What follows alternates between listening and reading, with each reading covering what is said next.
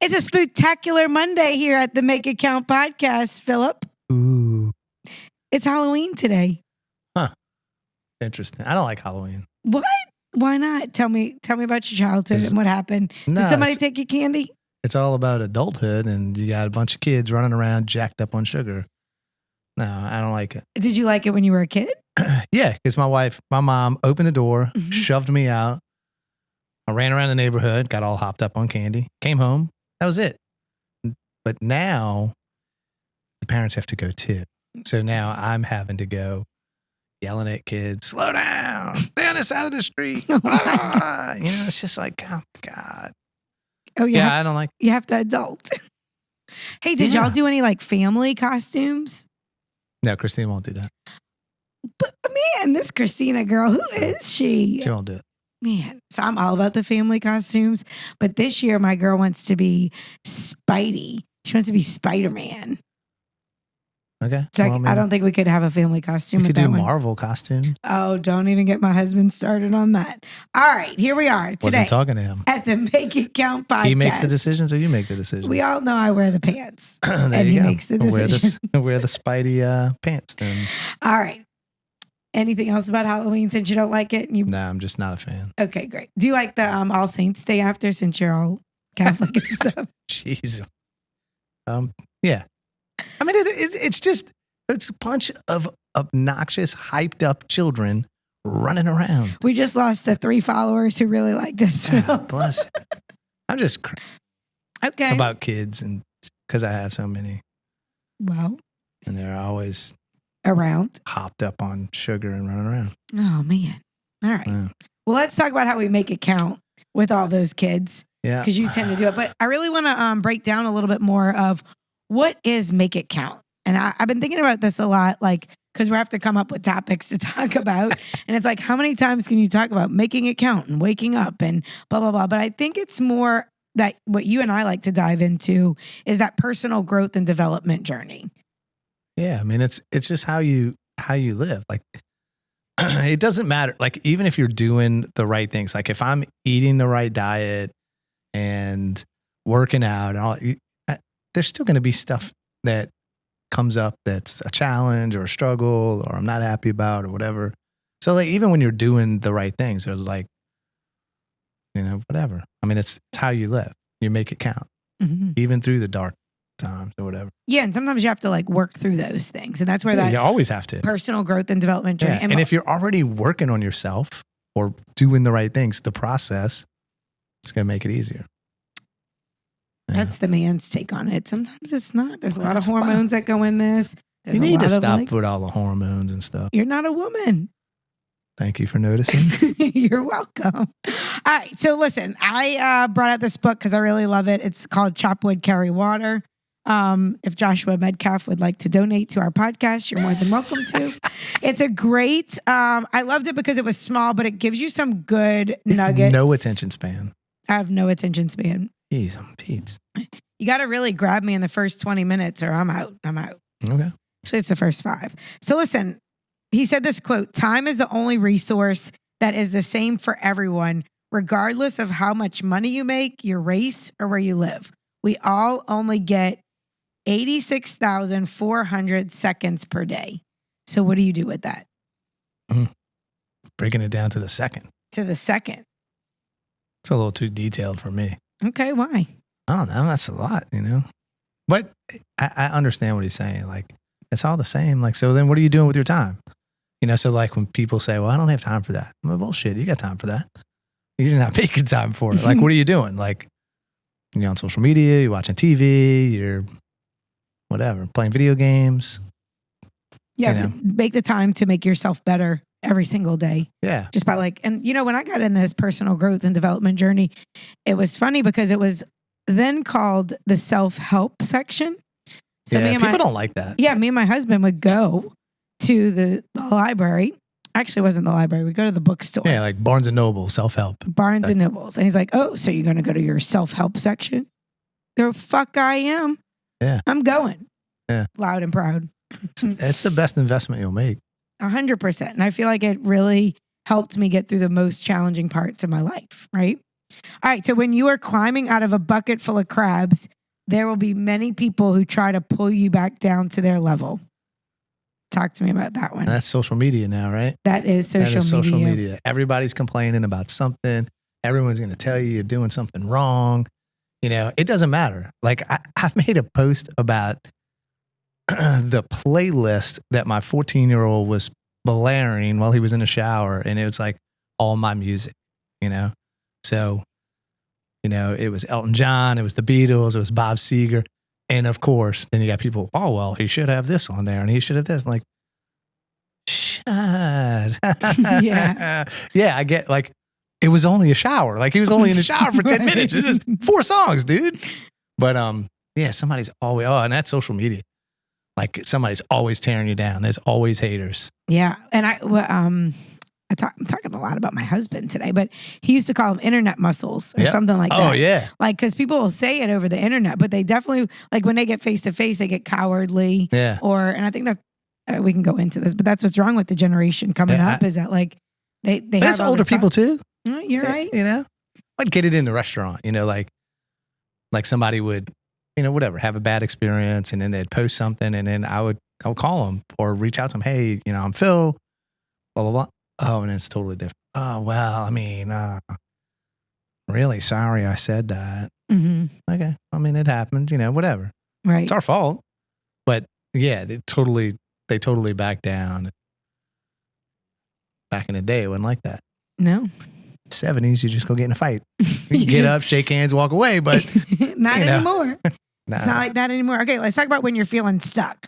Like if you feel stuck or like you haven't made it to the level that you know you're capable of achieving, take a hard look at who is in your inner circle and how you use your time.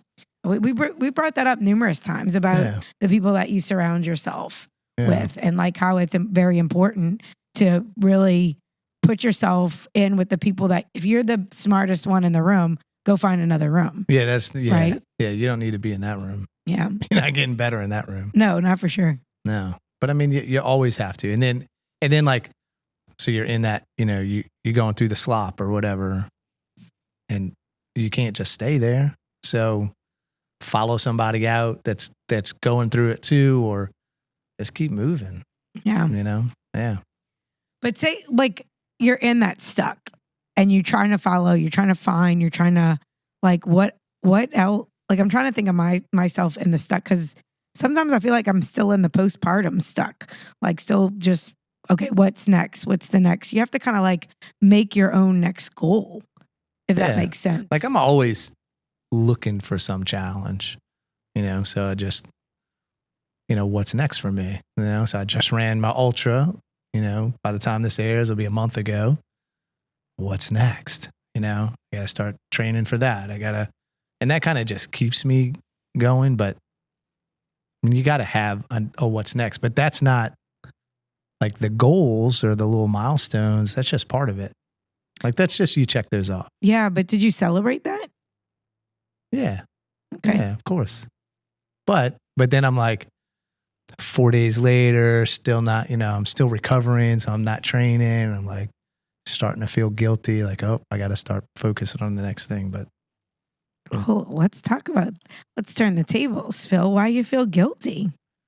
Because you've been working so hard and focused on this one. You know, I was training for 6 months for that.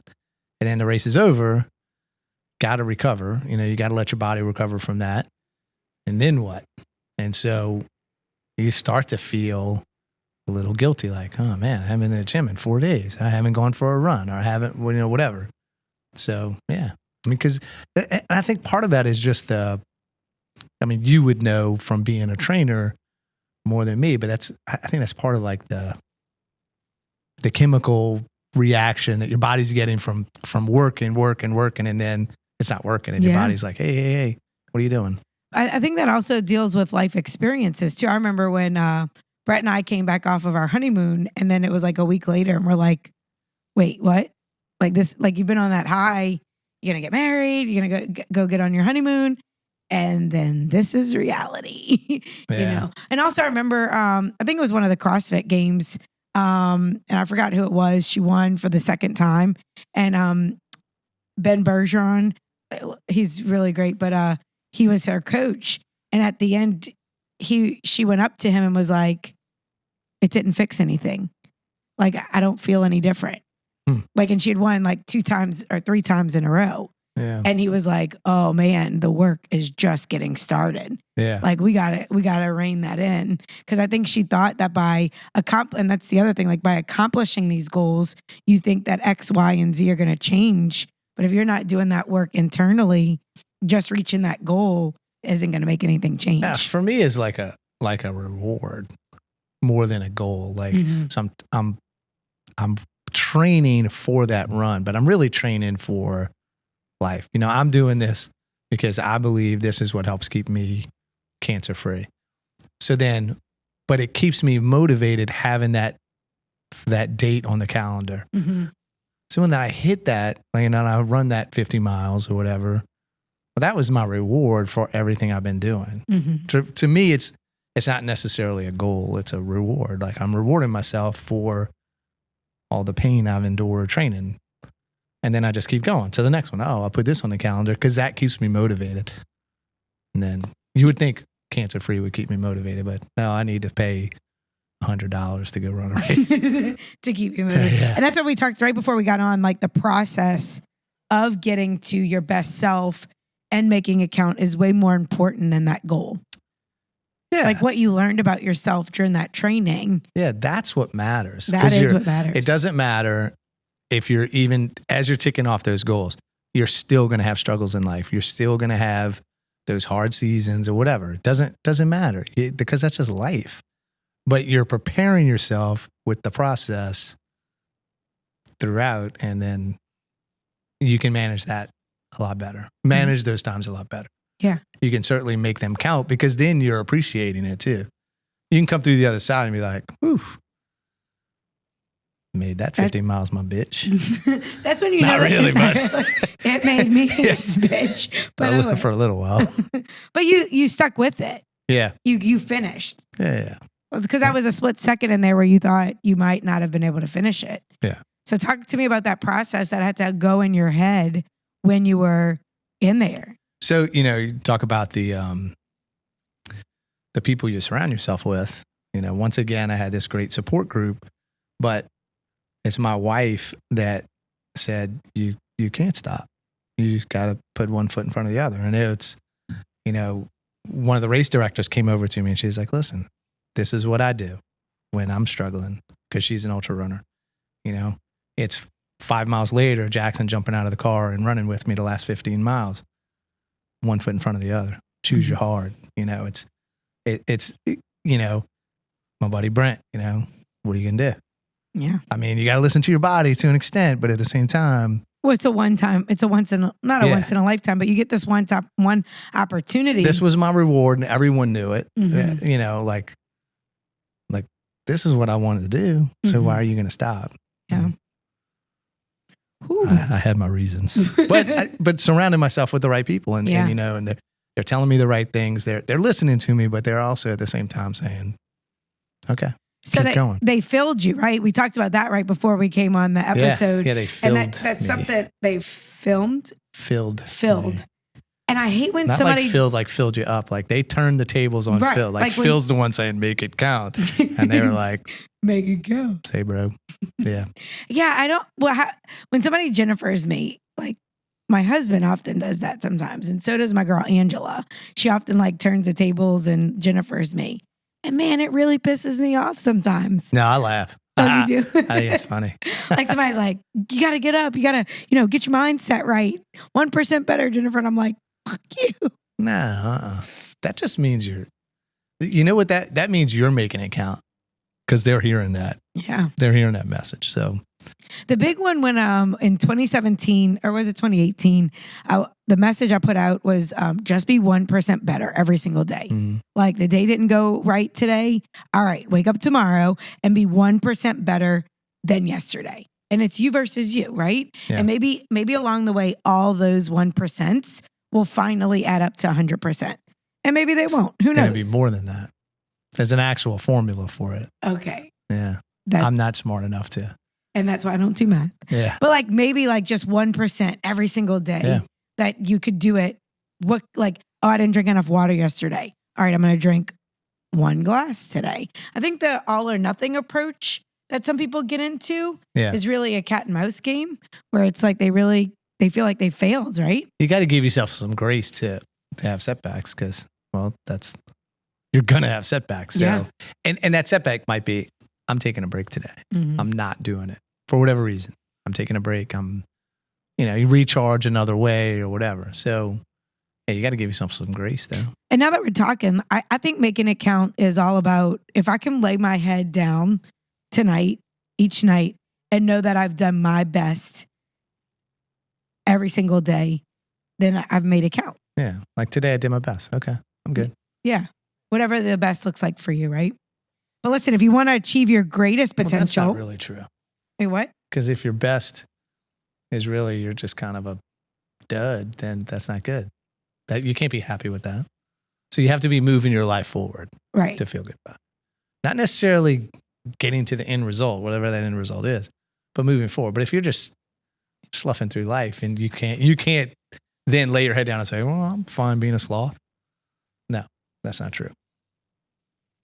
That's not true. That's not true. Everybody's pretty. No, everybody's not. They got ugly people in the world. It's okay. We just lost the other 3 listeners that listen to They're pretty. us. Because now you're giving the hard truths. Let's talk about some of those hard truths because I think sometimes that's true. Like everybody's not going to win. We sugarcoat Everybody's not going to things. get a fucking trophy. Right? Everybody's not going to win. It has winners and losers in life. Right. So if you lose today, you make it count. You win the next day. Yeah. I like that. Whatever. So no, I don't agree with it's whatever's right for you. No, what's right for you is moving your life forward. Mm-hmm. And whatever that looks like for you moving your life forward, right? Yeah. So let's encourage people with 3 things that they can really take a hold of if they're struggling or stuck in moving their life forward. What can they do? Reach out to the right people. Because sometimes they won't be right next to you. Right. They won't be right there.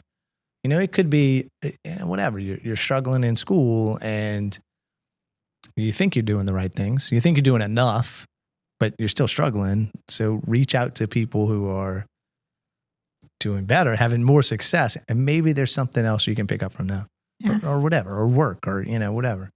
But you got to reach out to other people, the right people. Well, that's hard for women to. And I keep saying for this everyone. Women. I know, but like it's hard to. I'm a very prideful person, and I never ask for help. Surprise, shocker. Yeah, why not? But I'm getting better at it. Look, I reached out to you about the business. Yeah, I asked for that was help. hard for me. Really? It was because I think I get scared that not that you're going to tell me no, but I mean, you weren't telling me yes or no either way. There wasn't a question. There wasn't a question, but it was just more like, I guess also too, by asking for help, it brings my thoughts into reality. Yeah. And some of my big dreams and goals are kind of scary. They're not worth it if they're not though, right? They're not. Yeah. They're not. If it doesn't scare you a little bit. Yeah. I think it was Kirk we had on, and he said about being on that edge. Mm-hmm. And that's something that's really like stuck with me. Like if you don't know about that edge and you haven't been there before, then you don't know about that edge. Yeah. And I was like, man. Yeah. You gotta be humble enough to ask for help. Yeah. And if somebody won't give it or they mock you for it, they're or whatever, not the right then people, huh? You reach out to the wrong person. All right. So number 1 was reaching out to somebody with some help. Number 2, keep moving. Even if, okay, well, today wasn't the best day. Okay. Make it count. Move to the next day. Keep moving, like moving your body. I think there's a whole thing with moving your body, and we've talked about this numerous times. Like if you move your body at least 5 to 10 minutes a day, that releases the endorphins to get you pumped up to continue to move your. And listen, if you're like, we've been having the most unbelievable weather. Mm-hmm. So if you ain't moving around here, like, geez, man. Yeah. I went outside yesterday and just sat outside. Well, I guess now it's like a month ago. Yeah. So maybe it's even hotter now. It would be cooler. Oh, hopefully. Crossing our fingers. But really, I mean, just like get out and go move outside. Because being inside, what are you going to do? Mm-hmm. Move in front of the television or Nothing's wrong with that, though. the screen. No. Got to get outside. Number 3, I think, would be to set up a reward or a goal. Like you call it a reward. I think to make sure having those throughout your life is important. And once you accomplish one of them, having the next one. Yeah. Like you're in this lull right now, right? Like you don't know what's next. Yeah. I think having it for some people. I do. Oh, you do? Yeah. Yeah, I'm running a marathon in January. Okay. I just can't run yet. I still got shin splints. Because I went into the run with shin splints. Yeah, that's a problem. Naturally, 50 miles later, I still got shin splints. Yeah. But yeah, you have to set those. You gotta have goals. So whether it's physical goals or work goals or financial goals or relationship goals, you gotta set goals. When you set goals, what are you doing? You're not moving forward. You're not making it count. No. But I don't think you have to, I hated when people were like, set a 5-year plan. Bitch, I don't know where I'm going to be. I'm cursing a lot today. I'm very sorry. Sorry, Mom.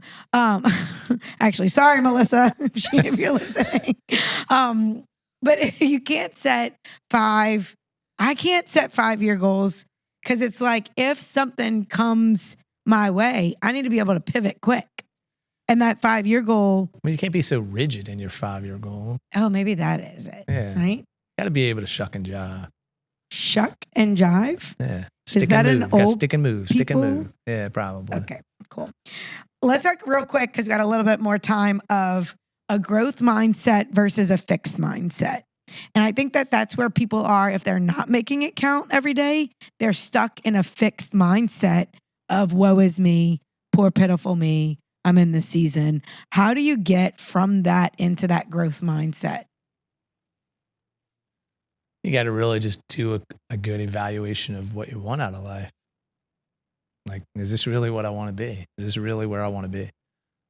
Like when the pandemic hit, I was just in a funk. Like I just knew I was about to lose my job. I literally would go to work, go home, and take a nap for like hours because I wasn't working a full day. I was just depressed. I'm about to lose them. Like any day now, it's going to happen. Restaurant industry shut down. And then finally I was just like, God bless it. Get up, you bum. So yeah, you got to really give yourself a good evaluation of what is going on here. Yeah. And if anybody would need help with that, I think you'd love to help them. They could email us at Phil and Jen makeitcount@gmail.com. Maybe you could help them out on that, Phil. Yeah. Be that little mod. Because that's hard. That's hard to do by yourself, to take a self-assessment of like what you really want out of life. There's no technical, I have no training. I'll talk it out with you. Yeah. Yeah. I will too, but Phil, you're more available than I am. Okay. Yeah. You're really tired today. I'm not tired. Okay. You're just pimping me out. But no, really, I would. Do best, Phil. What kind of bothers me is that there's this whole, I guess, space now, and you're kind of in that space where it's, oh, well, now I'm a guru. And so, yeah, I'll help you do it. Here's my fee. But seriously, if somebody emailed us and said, Phil, I gave you my opinion. This is what I think you should do. And it won't be go run 50 miles. Right. But I think that's why we're in this space. I think that we're in this space to change the movement and the talk about we're the gurus. We're not. We just want to be on this journey with you. And we want to help you put one foot in forward than the other, huh? Yeah. I think, and we're not here. I don't want to say to not make money, but we're not here to say that we're gurus. Definitely not doing this to make money. Yeah. It's all because we're making it count for other people. Nah, this is making it count for me too. Yeah. It's I think we're putting out good stuff. Yeah. I think people are really enjoying the fact that we're just honest and real. Yeah. I think that they're giving them little nuggets as putting it a foot in front of the other, having a growth versus fixed mindset, bringing people on that are struggling in their season.